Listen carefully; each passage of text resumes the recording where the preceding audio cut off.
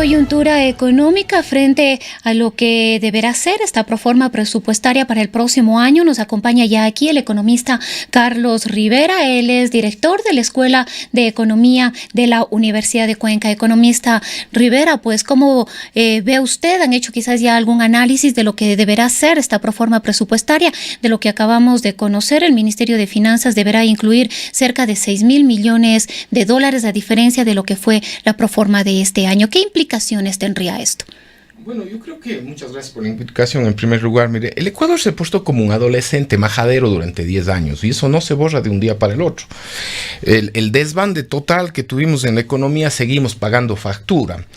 Y es inevitable, es impostergable todos los ajustes y las correcciones que el gobierno está intentando hacer y lidiando más o menos para no provocar un shock en el sector real de la actividad económica.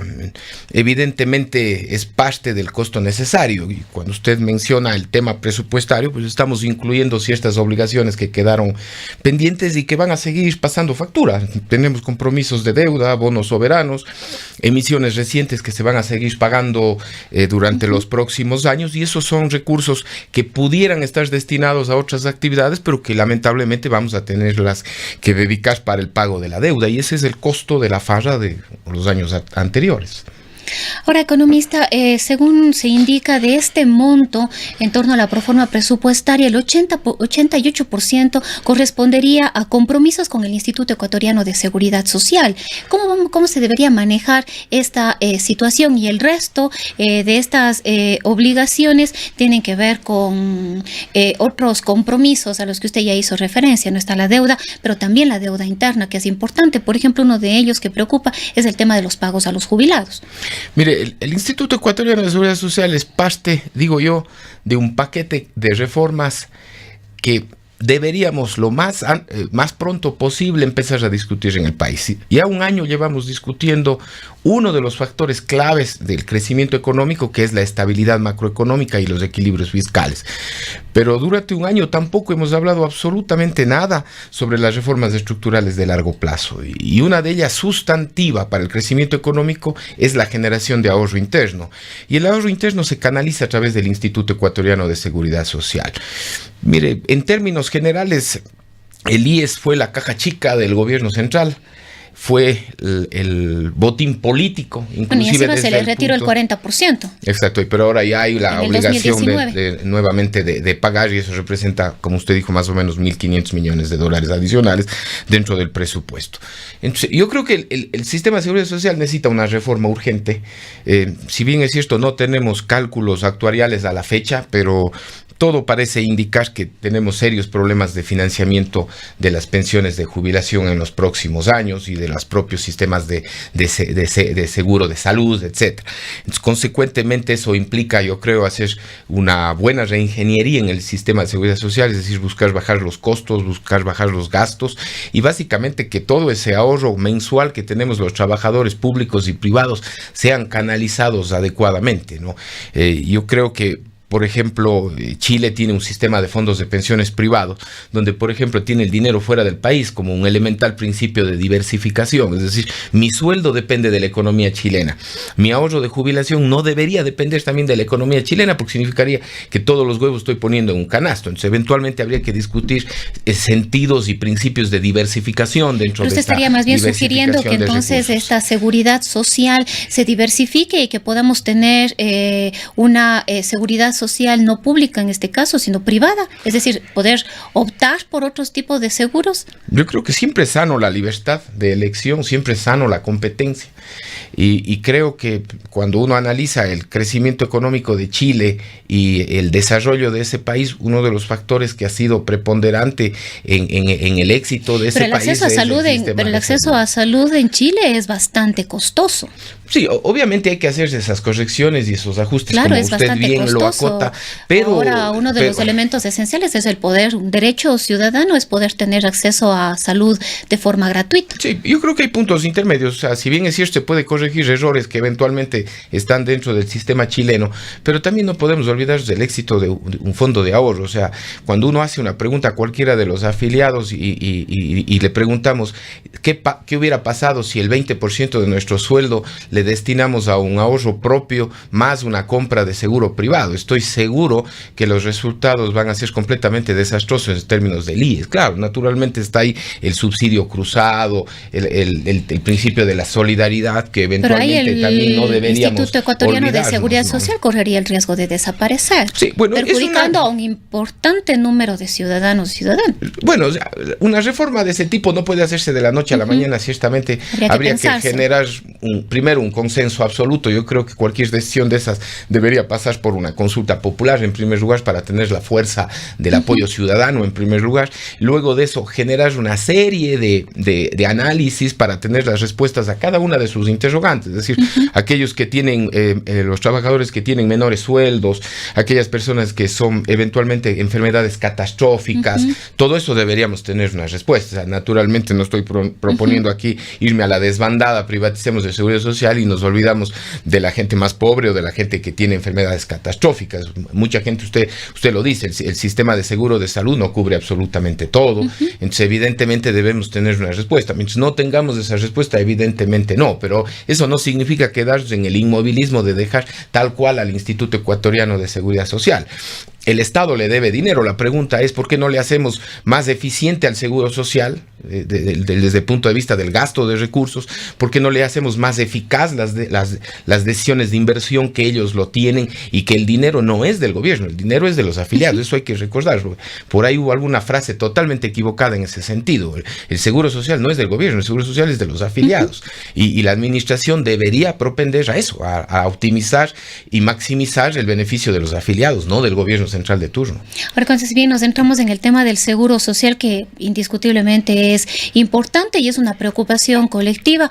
Sin embargo, hablamos de que el presupuesto del próximo año deberá incluir alrededor de 6.000 millones de dólares, 5.817 exactamente. Pero ahora nos preguntamos, ¿va a tener el gobierno esos recursos? ¿Vamos a tener nuevamente un déficit? ¿Vamos a tener nuevamente una brecha importante ahí? ¿Cuáles serían las consecuencias? Porque si bien el gobierno ha aplicado ciertas medidas, la recuperación de recursos todavía no ha sido suficiente como para cubrir todas estas deficiencias en el tema presupuestario. Yo creo que el problema fiscal está latente. Parecería ser que el 2018 ya está financiado. Ahí un poquito la estabilidad de la prima de riesgo país, que cerró el viernes más o menos a 621 puntos base, exactamente casi un punto por debajo de lo que cerramos un mes anterior. Es decir, hay indicios de que el mercado financiero le empieza a ver con un poquito de buenos ojos al programa económico. Eso es importante, sacar justamente las percepciones subjetivas que eventualmente nosotros podamos tenerla. Yo creo que la situación del país hace inminente, y la situación de los mercados financieros internacionales, que tengamos que acudir a los organismos multilaterales, en unos casos para unos proyectos puntuales, como puede ser el metro en Quito, pero generalmente el Fondo Monetario Internacional es una posibilidad que debe estar tratada. Yo creo que de hecho el gobierno lo está tratando. Hubo una noticia de la revista The Economist en la que se plantea que el gobierno tuvo acercamientos al Fondo Monetario Internacional, y creo que es la forma más barata inclusive de conseguir recursos. Nuevo crédito. Claro, porque lo que pasa es que el mercado financiero internacional está un poco nervioso por los mercados emergentes. Pero mire usted, ¿puede el Ecuador continuar endeudándose? Una de las principales críticas y quejas fue ese desbordamiento que tuvo el país en el acceso al crédito, en recibir créditos. Entonces la pregunta es, ¿hasta qué punto el Ecuador puede continuar endeudándose? Acaba de recibir, me parece, del BID un nuevo crédito de 100 millones de dólares. Mire, mientras tengamos déficit fiscal, debemos estar clarísimo que vamos a tener que seguir endeudándonos. La alternativa es hacer una propuesta de shock, es decir, de drástica reducción del gasto público, de la inversión pública, y que eventualmente se diga, ya no necesito más endeudamiento. Sin embargo, eso eventualmente pudiera pasar la factura con un costo demasiado alto a la actividad económica. Hoy, por ejemplo, la última cifra del Banco Central, vemos que el segundo trimestre del 2018 hemos crecido 0.9%, una corrección a la baja respecto a la última cifra proyectada, que si bien es cierto es algo positivo, porque es como este vaso, ¿no? Unos le ven medio vacío, otros le ven medio lleno. Entonces, si uno habla que en medio de un ajuste fiscal fiscal mostramos un enfriamiento de la actividad económica, pero no una depresión, eso es una buena noticia. Sumado a la tasa de riesgo país de que los mercados le empiezan a ver con buenos ojos al programa, me parece que también es una buena noticia. Sobre la velocidad de ajuste podemos discutir, y la pregunta concreta suya respecto a cuál es el límite de endeudamiento, yo creo que debemos estar conscientes de que de la grave situación heredada del gobierno no podemos salir fácil y vamos a tener que todavía seguir necesitando recursos. Mire, mientras el gobierno tenga o mantenga una estructura cercana al 40% del gasto del producto, es insostenible. Vamos a tener que seguir endeudándonos. Entonces el gobierno tiene que empezar a reducir gasto. Este año, bajo la inversión pública y la remisión de intereses, que un poco ya medio cerró el presupuesto de este año. Para el 2019, el tema todavía está completamente pendiente. No creo que el gobierno opte por subir los impuestos. El tema de los subsidios. Más bien hay una exigencia de que algún sector de economistas más bien considera que uno de los caminos es reducir los impuestos, no incrementarlos. Bueno, en una situación de déficit fiscal proyectado entre 5.000, 6.000, 7.000 millones de dólares, bajar los impuestos me parece que sería tratar de apagar el incendio con gasolina y ahuyentar los problemas. Yo creo que hay que equilibrar las finanzas públicas. O sea, una de las condiciones para el crecimiento económico es la estabilidad fiscal y consecuentemente creo que el presupuesto deberíamos comenzar no solamente a ajustar el 2019, el 2020 hasta alcanzar el equilibrio primario proyectado para el 2021, sino pensar ya en reglas de superávit estructural, reglas de fondos de estabilización que le dé absoluta claridad a las finanzas públicas. El tema del endeudamiento, lamentablemente para el Ecuador, va a estar ahí durante los próximos años, porque si no podemos políticamente, socialmente, se vuelve difícil tomar ciertas medidas. Ya hemos visto, si la subida del precio de la gasolina super calentó las calles, imaginemos que el gobierno proponga subir el precio de la gasolina del Ecopaís, del tanque de gas, tocar los subsidios, que más o menos representa 3.000 millones de dólares al año. Yo creo que termina siendo una variable social y políticamente demasiado sensible, y no creo que el gobierno lo haga. Impuestos, me parece que dado el enfriamiento de la actividad económica también no cabe. Entonces un poco vamos a tener que seguir frenando un poco la inversión pública porque el gasto público vemos que no se reduce en la cantidad necesaria. Entonces yo creo que el gobierno tiene que empezar definitivamente a pensar en reducir el gasto público. Esa proyección de 1.000 millones no es suficiente, porque si usted le suma las obligaciones que usted efectiva y acertadamente acota para el próximo año, vamos a tener un nuevo hueco fiscal fuerte, y si no, las cosas no se aclaran, definitivamente vamos a tener problemas. Yo creo que ahí el factor clave es el acercamiento que tengamos a los mercados financieros internacionales. Yo le decía a usted, los mercados emergentes no se le ve con buenos ojos. Si bien es cierto, la ganancia y los primeros pasos del candidato electo Andrés López Obrador en México de nombrar un buen ministro de finanzas bastante serio, ¿no? Pero el mercado todavía le ve un poquito con ojos medio grises, dado los antecedentes inmediatos de izquierda de él. Argentina, Turquía, ¿no es cierto? Brasil, no se sabe, estamos entre la extrema derecha y una extrema izquierda en las elecciones. Entonces el mercado emergente está medio nervioso. Entonces una eventual emisión de bonos nos va a pasar factura con unas tasas demasiado altas. Entonces yo creo que el único camino que le toca al Ecuador es acercarse al Fondo Monetario.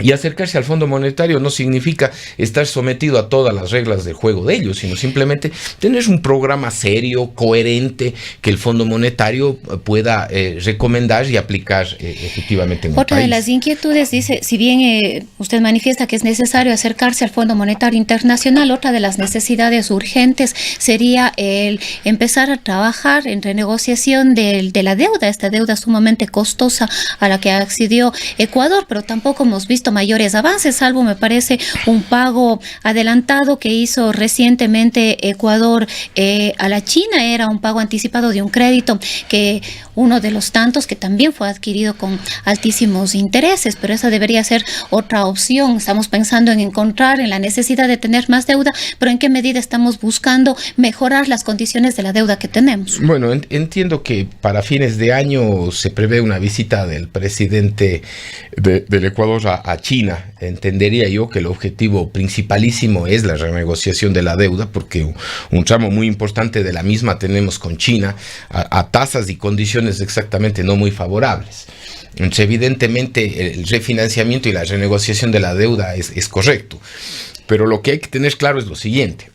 Una renegociación de la deuda nos puede liberar parte de los recursos en el sentido de que prorrogamos un poquito más de plazo de la deuda, un poquito de menores tasas, pero no significará una gran cantidad de recursos que nos pueda servir para reactivar la actividad económica. O sea, nosotros efectivamente necesitamos recursos en tanto y cuanto nuestros ingresos fiscales sean menores a los gastos fiscales, y eso está proyectado más o menos con problemas en el mejor de los casos, unos 5,000 millones de dólares. Por lo tanto, necesitamos que alguien nos preste 5,000 millones de dólares. Y lo que tiene que estar clarísimo es que en economía no hay almuerzo gratis. Mientras el gobierno tenga estos desequilibrios fiscales, vamos a tener que tocar las puertas de alguien a que nos preste esos 5,000 millones de dólares. ¿Cuál es la alternativa? Que el país haga un ajuste fiscal draconiano, que se corrija de una vez por todas. Parecería ser que esa alternativa, si bien es cierto, técnica o económicamente pudiera ser analizada, social y políticamente resulta complicada. Me parece que el Ecuador es muy apegado, hubo un discurso que exacerbado durante los últimos años sobre el tema de los precios de los combustibles, sobre el tema de los impuestos. Normalmente, si usted hace una encuesta en el pueblo, normalmente cualquier gobierno que tome una medida de ese tipo es un mal gobierno, ¿no? Que es la derecha mala, perversa contra los pobres. Y ese discurso es muy malo porque quita legitimidad a una eventual medida que siempre está dentro de las posibilidades, es igual que cualquier hogar. Bueno, tiene efectos sumamente fuertes en el bolsillo y en la economía, sobre todo de la clase media, que es la que de alguna manera siempre sostiene cualquier proceso, y los efectos caen justamente en la clase media, porque generalmente el sector más empobrecido de alguna manera tiene ciertos subsidios, bonos, gratuidades, etcétera, ¿no? Y el sector más pudiente obviamente tiene otros beneficios que hemos visto además en los últimos días que han sido de forma importante. Entonces, generalmente quien aguanta todo es el sector de la clase media. Entonces son efectos sumamente fuertes en este sentido si es que tomamos las medidas a las que usted hace referencia. Claro, tiene usted obviamente toda la razón. El tema pasa es que la pregunta es: ¿cómo sostenemos un gasto público cercano al 40% del producto, aún estando el precio del petróleo tan alto? Entonces, esos 5,000 millones significa endeudarnos, nada más. O sea, si es que hay un mercado financiero internacional que nos preste a buenas tasas, bueno, vamos a seguir un poquito en la tranquilidad, no sé si en la farra, pero al menos pasaremos tranquilos en el sentido de que no nos pegan un apretón. Sin embargo, me parece que lo que debemos los agentes económicos internalizarnos es que, igual que cualquier familia, o sea, si es que nuestros ingresos no alcanzan a nuestros gastos, caramba, de pronto ya no salimos todo el fin de semana a salir afuera, solo dejamos un día, eventualmente nadie está diciendo que los padres tengan que sacar a los hijos de los colegios particulares, o que dejemos de comer, o que dejemos de tomar leche, pero que hay que hacer algunos ajustes, y esos ajustes es parte necesaria, indispensable de un país que empezó a vivir en una burbuja económica donde muchos, tanto el sector público como el sector privado, sobre todo el primero, nos empezamos a apostar como nuevos ricos.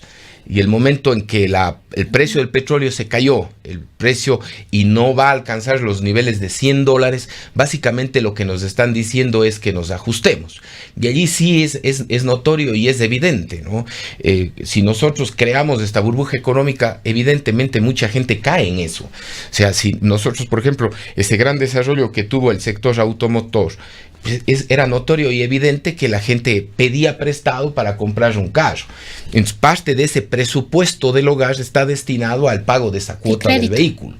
Entonces, obviamente, si hoy le cambiamos el presupuesto y le decimos va a tener que pagar un poco más por la gasolina, por ponerle solamente un ejemplo, un poquito más de impuestos, evidentemente se descuadra. Pero ahí usaré la palabra de Marcos Hidalgo: ¿quién te dijo que compres carro? O sea, evidentemente hubo esa burbuja que se engañó a mucha gente, mientras que otra gente más cauta, más prudente, tiene sus fondos de ahorro, no cambió en demasía su calidad de vida, su patrón de vida, y a esa gente eventualmente no le representaría mayores economista, costos. una de las necesidades es justamente la reducción del gasto público, pero vemos que de la mano de la reducción de este gasto público ha venido también la reducción de la inversión por parte del Estado. Y el problema es que el sector privado no estaría de alguna manera asumiendo o respondiendo o cubriendo esta ausencia de la inversión del Estado. Mire, hay evidentemente dentro de las variables de ajuste fiscales, la primera que ha sido acotado es el desplome de la inversión pública. Eso es evidente. ¿Eso ha generado una contracción en la economía? No sé si una contracción, pero tal vez una parálisis. Desaceleración. Lo que pasa es que justo la cifra al segundo trimestre del año, la que nos presenta el Banco Central, nos habla de un crecimiento de 0.9% interanual. Es decir, no estamos desacelerándonos, no estamos retrocediendo, pero estamos creciendo más lento. Hay un enfriamiento, una ralentización de la actividad económica. Hay una caída de la demanda interna. En este trimestre nos presenta que crece al 3.3%, cuando, por ejemplo, estaba creciendo en torno al 6% en el 2017. Claro que veníamos de una situación muy mala como es el 2016. Y un 3.9% más o menos en el primer trimestre del 2018. Entonces, básicamente lo que estamos viendo es un enfriamiento de la actividad, pero la formación bruta, por ejemplo, crece al 2.4% ya en términos generales, es decir, no alcanza a despegar, pero yo lo que quiero acotar básicamente es que a pesar de que se ha caído el gasto público, un país que vivía del gasto público no decrece, sino empieza a crecer menos. Entonces, hay un indicio de una figura que en economía se llama el crowding in. Es decir, si yo bajo el gasto público, no necesariamente el sector privado se contrae, sino empieza eventualmente a florecer y más bien a desarrollarse.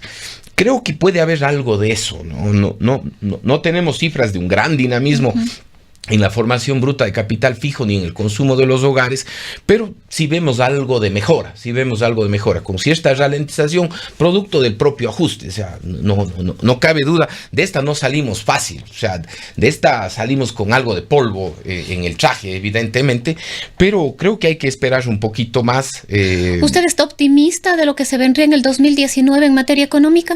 Mire, si es que el gobierno logra un acuerdo con el Fondo Monetario Internacional, yo pensaría que soy bastante optimista, porque los principios de una economía sana se volvieron a tocar en el país. Creo que el Ecuador es uno de los países con más potencial de crecimiento si es que empezamos a hablar de reformas estructurales de crecimiento. Por ejemplo, la carrera de economía.